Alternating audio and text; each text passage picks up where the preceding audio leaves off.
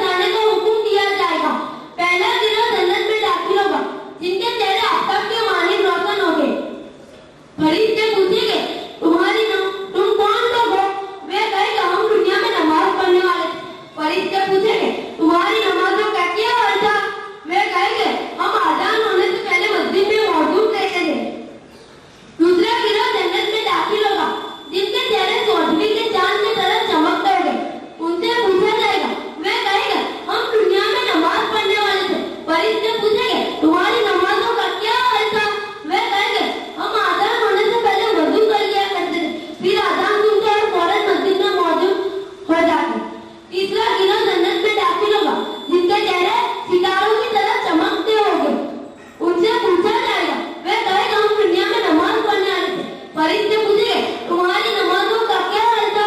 वे कहेंगे हम आजान सुनने के बाद वजू कर लिया करते हैं। फिरानी मिलत इस्लाम में मुमकिन हो सके वक्त होते ही वजू करके नमाज के लिए हाजिर हो जाना चाहिए। तिबरानी में सरकारी दौलत सल्लल्लाहु अलैहि वसल्लम इरशाद फरमाते हैं जब बंदा नमाज पढ़ता है तो उसके लिए जन्नत के दरवाजे खोल लिए जाते हैं।